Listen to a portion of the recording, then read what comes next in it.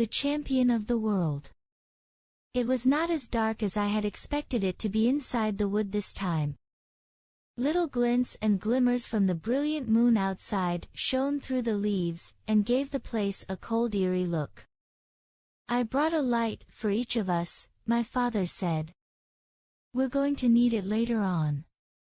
He handed me one of those small pocket torches shaped like a fountain pen. I switched mine on. It threw a long narrow beam of surprising brightness, and when I moved it around it was like waving a very long white wand among the trees. I switched it off. We started walking back towards the clearing where the pheasants had eaten the raisins. "This," my father said, "will be the first time in the history of the world that anyone has even tried to poach roosting pheasants. Isn't it marvelous, though, to be able to walk around without worrying about keepers? You don't think Mr. Rabbit's might have sneaked back again just to make sure?" "Never," my father said. "He's gone home to his supper." I couldn't help thinking that if I had been Mr. Rabbit's, and if I had seen two suspicious-looking characters lurking just outside my precious pheasant wood, I certainly would not have gone home to my supper. My father must have sensed my fears, because once again he reached out and took my hand in his, folding his long warm fingers around mine. Hand in hand, we threaded our way through the trees towards the clearing. In a few minutes we were there. "Here's where we threw the raisins," my father said. I peered through the bushes. The clearing lay pale and milky in the moonlight. "What do we do next?" I asked. "We stay here and wait," my father said. I could just make out his face under the peak of his cap, the lips pale, the cheeks flushed, the eyes shining bright. "Are they all roosting, Dad?" "Yes. They're all around us. They don't go far." "Could I see them if I shone my light up into the branches?" "No," he said. "They go up pretty high and they hide in among the leaves." We stood waiting for something to happen. Nothing happened. It was very quiet there in the wood. "Danny," my father said. "Yes, Dad?" "I've been wondering how a bird manages to keep its balance sitting on a branch when it's asleep." "I don't know," I said. "Why?" "It's very peculiar," he said. "What's peculiar?" "It's peculiar that a bird doesn't topple off its perch as soon as it goes to sleep. After all, if we were sitting on a branch and we went to sleep, we would fall off at once, wouldn't we? Birds have claws and long toes, Dad. I expect they hold on with those." "I know that, Danny. But I still don't understand why the toes keep gripping the perch once the bird is asleep. Surely everything goes limp when you fall asleep." I waited for him to go on. "I was just thinking," he said, "that if a bird can keep its balance when it's asleep, then surely there isn't any reason why the pills should make it fall down." "It's doped," I said. "Surely it will fall down if it's doped." "But isn't that simply a deeper sort of sleep?" he said. "Why should we expect it to fall down just because it's in a deeper sleep?" There was a gloomy silence. "I should have tested it with roosters," my father added. Suddenly the blood seemed to have drained right out of his cheeks. His face was so pale I thought he might be going to faint. "My dad would have tested it with roosters before he did anything else," he said.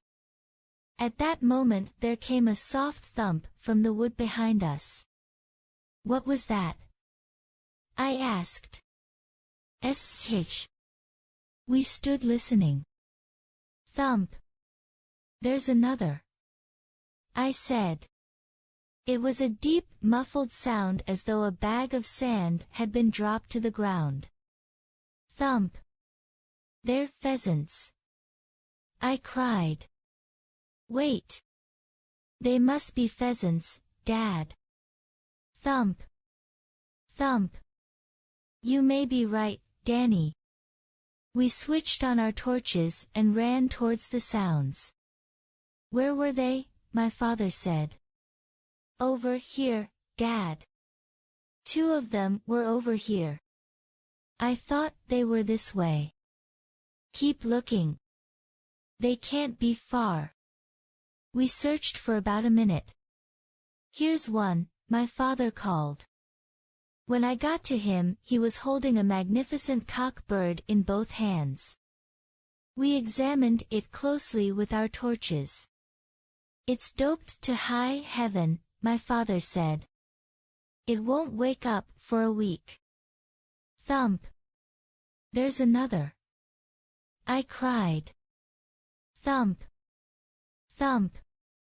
2 more, my father yelled. Thump. Thump. Thump. Thump. Jeepers, my father said. Thump. Thump.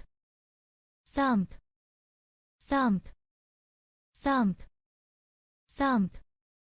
All around us the pheasants were starting to rain down out of the trees. We began rushing round madly in the dark, sweeping the ground with our torches. Thump. Thump. Thump. This lot fell almost on top of me. I was right under the tree as they came down, and I found all 3 of them immediately, 2 cocks and a hen.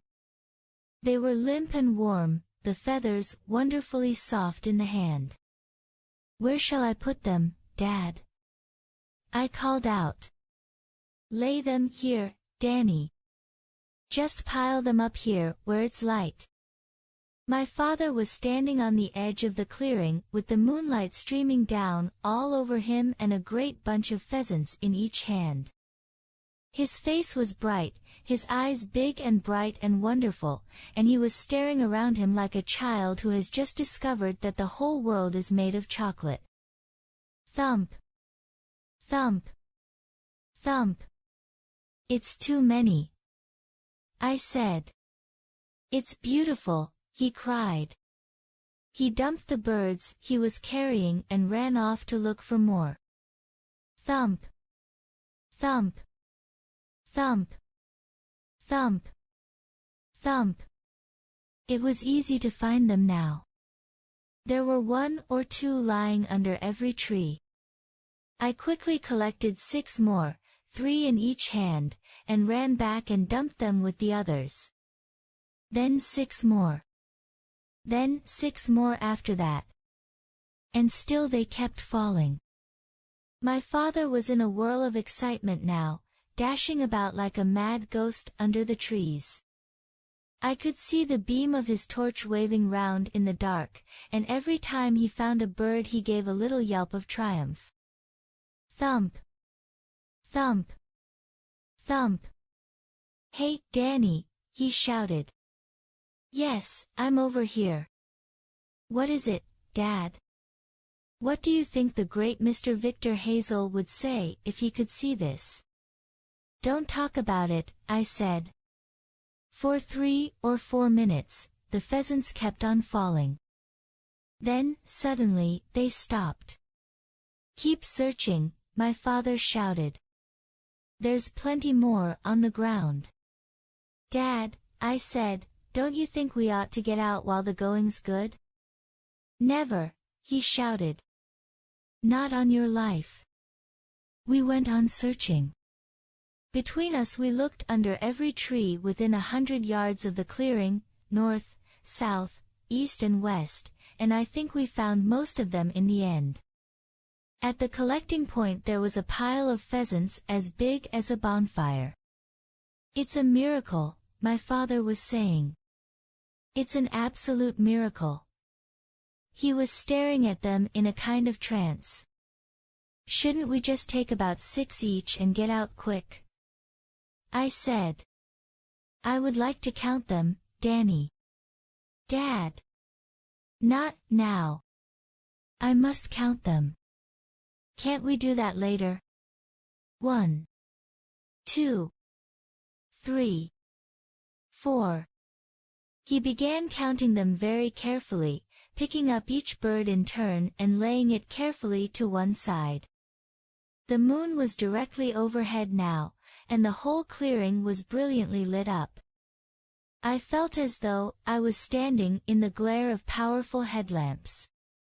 117, 118, 119, 120, he cried. It's an all-time record. He looked happier than I had ever seen him in his life. The most my dad ever got was 15, and he was drunk for a week afterwards, he said. But this, my dear boy, is an all-time world record.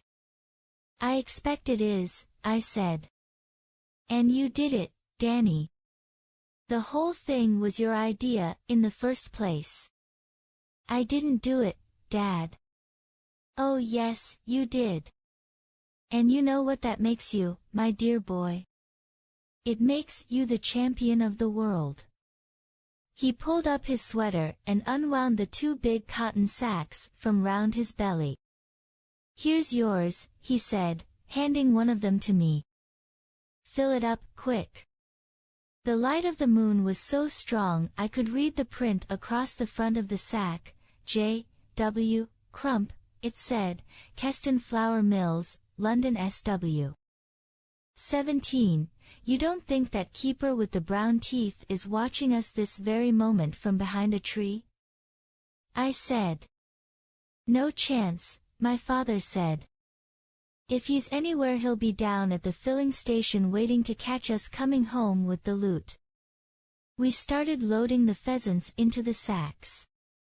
They were soft and floppy-necked, and the skin underneath the feathers was still warm. We can't possibly carry this lot all the way home, I said. Of course not. There'll be a taxi waiting for us on the track outside the wood. A taxi, I said. My dad always made use of a taxi on a big job, he said. Why a taxi, for heaven's sake? It's more secret, Danny.